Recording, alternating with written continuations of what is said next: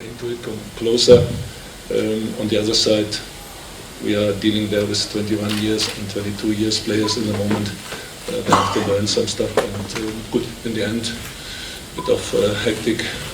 I don't know what really happened with Matoro with the red card, the yellow card from Daniel. Good, we have to deal with it. It was definitely a hectic game. I don't know, Mango had around, let me say, 44 fouls in a way, being very aggressive, going into it, that players got injured. But good, it's something will happen. In the end, 3 points, and soccer is about results. Thank you. Good afternoon to members of the media. Mr. Maposa, thanks for saying Coach Rhulani. Initially, you just introduced me as Rhulani, but the opposition coach was Coach Middendorp, so I'm also qualified as Coach Rhulani, but thank you for correcting that. Thank you very much, Coach. Apologies, Coach. Thank you.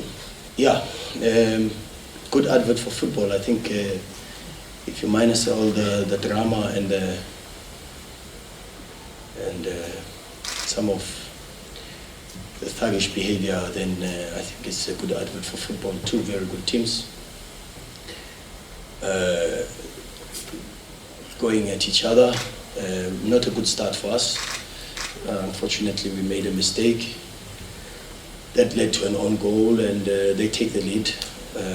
We had a couple of chances, hit the crossbar, could have made it level, but they got another situation on the transition and then set piece. You know, they've got the qualitative superiority to cause you a lot of problems, and particularly also with the diagonal ball, they were causing us a lot of problems to Mokwena on the far post on the left hand side, and we structured it a little bit better. We changed some things at halftime to bring a central midfielder a little bit closer to screen, and once we dealt with that, we could pick up second balls, created a few more chances. Fortunately for us, we got the one just before halftime, but it could have been 2-2. You know, Vincent Pule had a chance one-on-one with the keeper, and again, it's our story.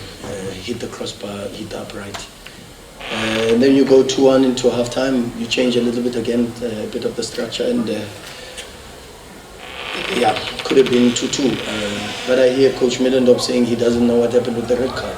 I've watched it again, and I think it's not just Matoro that should have been sent off. Is real thuggish behavior, doesn't belong on the pitch. Is very, very bad football, and it starts with things like even with Katsande's tackle on Fortune Makaringa in the first half, over the top, career-threatening tackle, and thuggish as well. You know, so those are some of the situations, and those are the situations that I'm talking about, and those things don't belong in South African football. No, shouldn't be condoned, and we should not accept such things. No.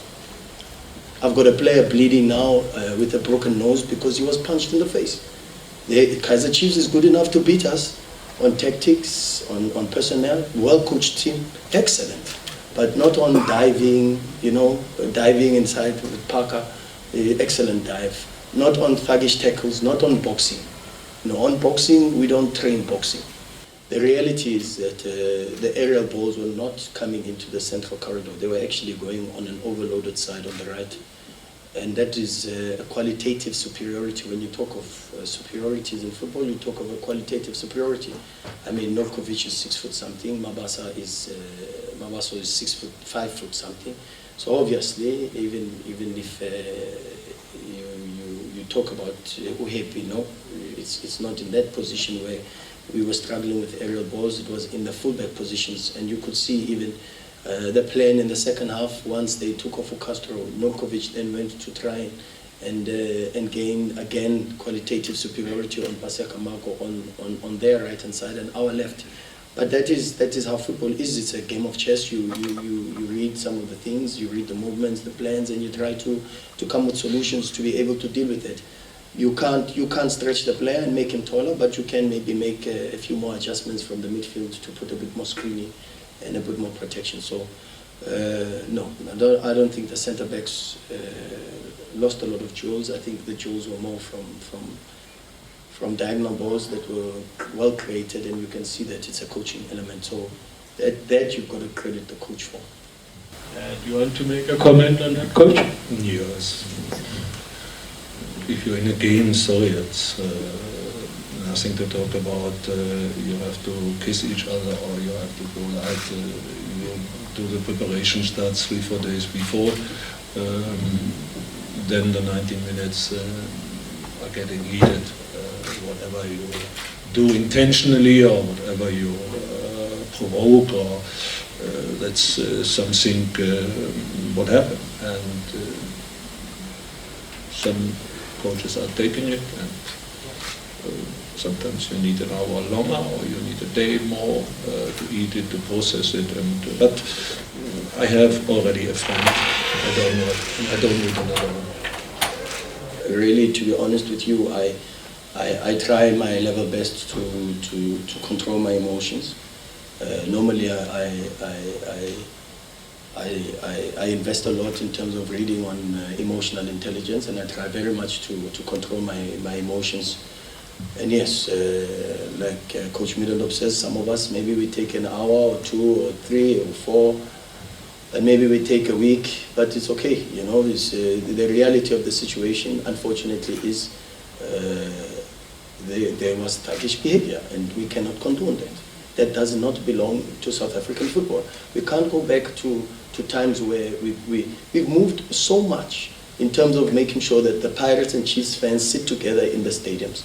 We can't condone such behavior that's going to bring us back into situations where it really is a situation where we've got stampedes and violent things happening on the pitch. No, it can't happen. And if that's what we want as South Africa, then maybe we haven't learned our lesson. It's not right. I've grown up in this country. I know this country, and I didn't leave this country. No, I didn't go on a tourism thing, so I know what has happened in this country, and I understand everything that happens. And I may not be. Sometimes people slap me left and right. Sometimes, and they think I don't see, but I keep quiet and I move on. But you can slap me. No, it's okay. It's all right. But don't punch my players. I have a good education, and my parents told me at a certain time, don't talk, don't start wars or fights or everything. It's not right. Just show you are grown up. 1 against 1 belongs to the soccer. The number of 1 against 1 is normal way that here and there you are winning, you are losing. That is why over the decades the institution of FIFA introduced yellow cards, introduced fouls, introduced penalties, introduced all this stuff. When something happened, I think Virgin Makaringa and Katsando was a quite happy duel, there's no doubt about it. Actually, not to be now, but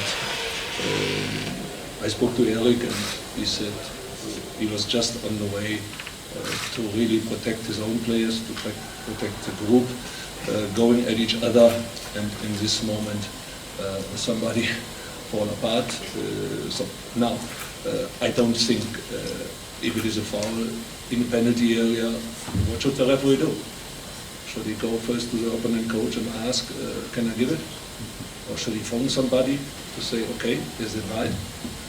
I think actually it was a very clear penalty, it was a clear foul, and something like this, to use words to describe it, I'm far away from this. I don't even use the word, what you ask in your question.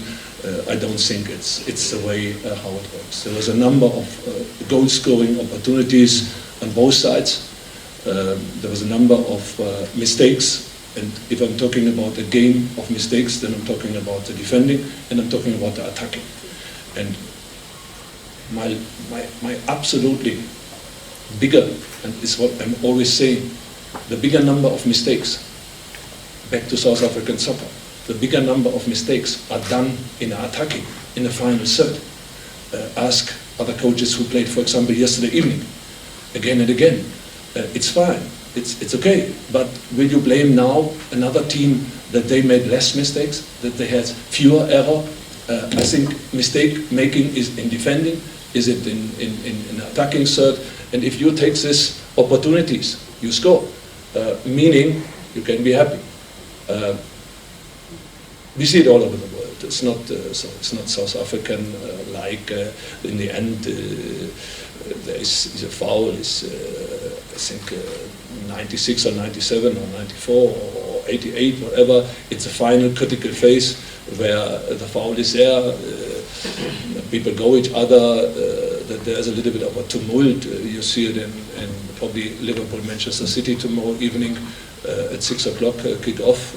You see probably against Bayern München, Borussia Dortmund this evening.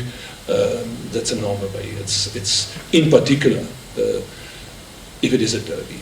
Please, guys, let's not go into it and say we want to die in politeness. This is about, and I said it in the beginning of the season, and I stick to it. It's very, very clear. We had a lot of injuries last year. Ask why? Because you just stamped. You just went half-hearted into the duels.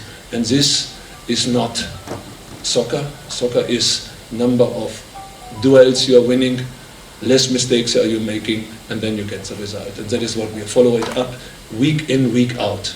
If somebody loves it, likes it, or supports it.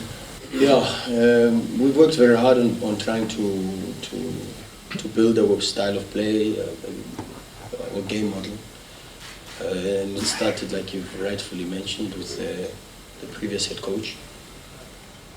And the difficulty has just been about introducing the new players and trying to adapt to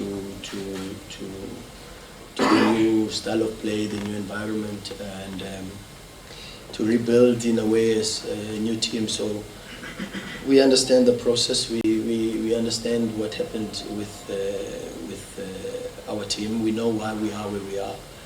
We know the transition that took place, and we know that at the beginning of the season, we unfortunately had to make sure that we make a facelift on the squad.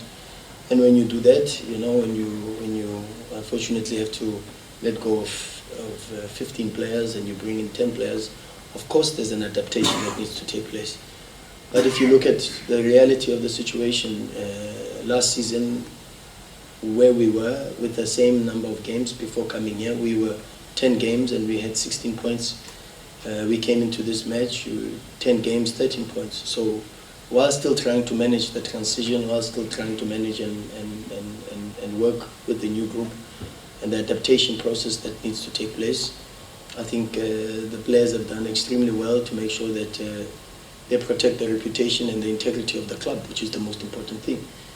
Of course, big clubs are judged by results, and we know that, and we are never going to step down from that, because the moment we step down from that, we lose our status as a big club. But we are realistic. We are realistic, and fortunately, we have our management understands football and understands where we are, and understands why we are where we are. And our supporters are also people that are football understanding people. But be that as it may, you know, we've got to obviously start turning these good performances into results. It could easily have been 3-2 just before the penalty.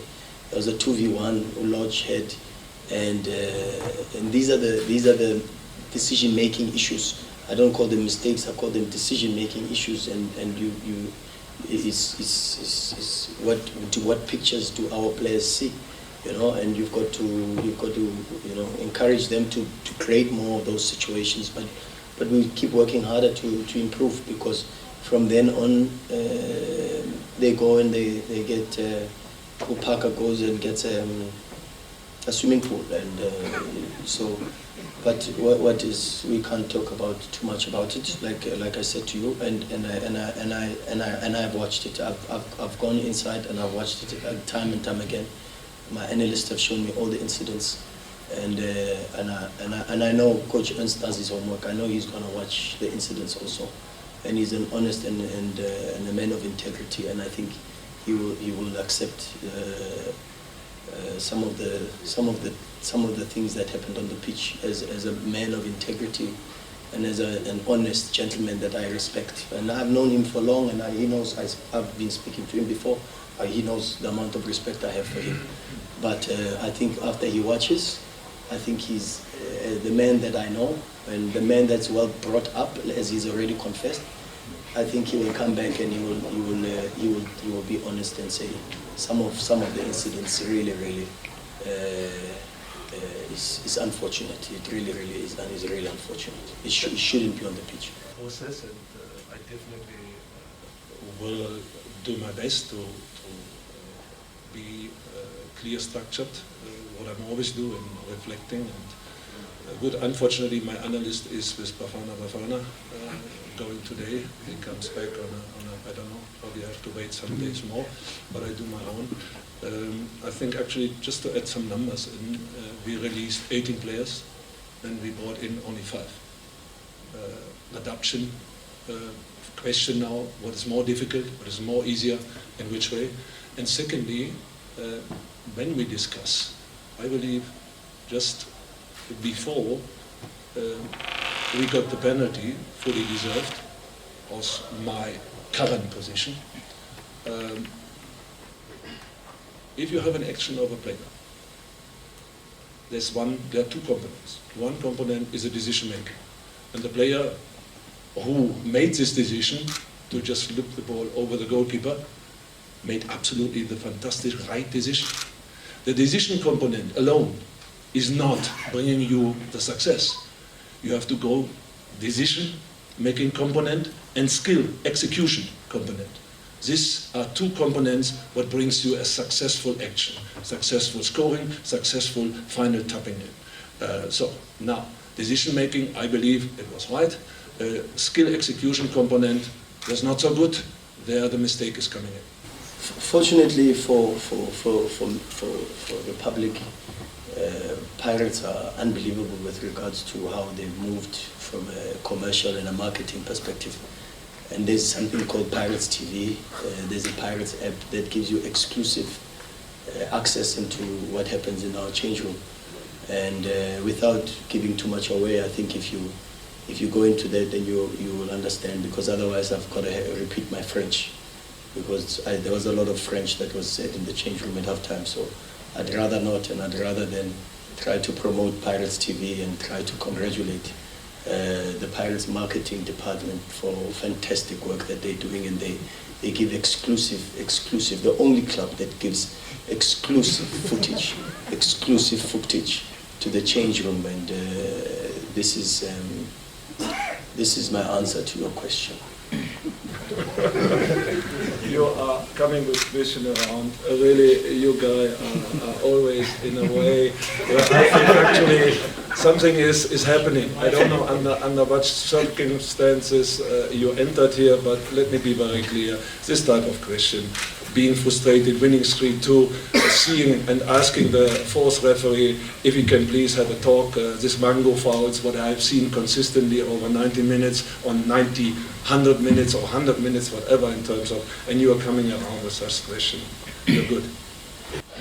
The manner in which you lose is important. I said to the players at halftime, I said, when you're a soldier and you sign up to serve, you go to war, and they find that you are dead in the jungle. They do a post-mortem. If they find that the bullet was shot at your back because you were running away, they call you a coward. So there's a certain way that Orlando Pirates must lose football matches. But not by buying down and allowing opponents to bully them and all of that. There's a certain way we have to respond to the game, and there's a certain way we've got to play, particularly because we've prepared in a certain way. We don't want to beat ourselves, and when we lose to a better opponent, and like I said, Kaizer Chiefs are good enough to beat us on tactics. They beat Sundowns 6 on tactics, and okay, other related issues, it's not my business. But this is this is strong Kaizer Chiefs team. They made 8 rotations against Chippa, and they beat Chippa. They're a strong side.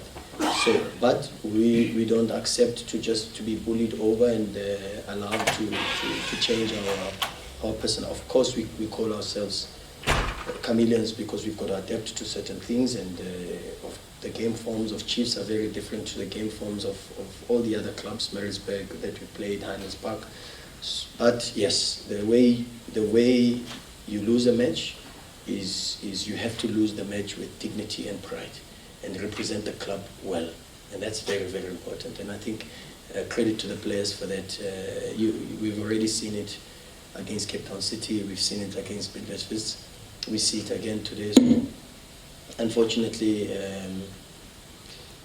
today under different circumstances, and but gallant performance, and I've just got to say kudos to the players for their never say die attitude, their relentlessness, and I'm very proud of the Orlando Pirates players, I must tell you. I've said this before to you guys, I've got a very long way of coaching to go. I've got a very long way. I don't know where it will take me outside of the borders, or I'll stay here, but I've got a very long way, and I've got a lot to learn, and I'm prepared to learn. Yeah, it is not a time where, and I had a chat with Molefi this morning, it's not a time, doesn't matter, Zambia, or if it is Nigeria, or if it is South Africa, or the under-23 players, it's all about qualification. And going to Ghana, I can tell you, if you have the Black Stars over there, it doesn't matter in which town, definitely not Accra, and definitely probably not Tamale, I think they go to Golden Coast. You must be prepared. If you're not prepared for really going into it, there is a problem. So, meaning that, of course, the players on the 15th and on the 19th, two players, the other players, we take them out for some days. Give them just a rest. We haven't really, we started early in like all the teams in the middle of June. We haven't really had breaks. Just remember, in October there was a break. We played Helix Cup, we played Makufe Cup, end plus national team players. It's always something where in the moment we know that, for example, the next game against Maritzburg on the 24th of November, Daniel Akpe can't play. That means we have to go very clear into it. We haven't available Eric Matoro, so we have now the time to go into it. On the other side, probably the first choice could be Siyabonga Ngisana. Unfortunately, he is sitting somewhere in Egypt to do duties and the service. Yeah. That's definitely something. After some days rest, we go into it, playing Maritzburg, look what their strong side is in terms of the setup, in terms of the elements, and then we try to prepare ourselves to be successful in this game. It's related to this next game, simple, easy, looking into bringing some players back, like Kieran Bacchus, Reef Hosler can in a moment only deliver 65 or 70% from the physical side. And of course, it's not a secret, and I said it before the game, and I will repeat it again and again. If you have a number of players inside the first 11, 12, coming from outside or coming back from a 6-7 months injury time, it's definitely something where I know personally that not everything can go into the right direction. We have moments inside the game where you think, what happened here now, what is going on, we could do better, you expect to be better already, but if you sit down and you process it, and then you go through what is it about a player like Reef Hosler, for example, coming out of an injury 4 weeks, having been sidelined for, I think, 10, 11 months in Midwest, coming into our setup. Jagan Sassman played in an NFD the last year, not being with the beginning inside with us. So then I have to realize, Tia coming back from an injury. So Rama is in the moment not so far prepared.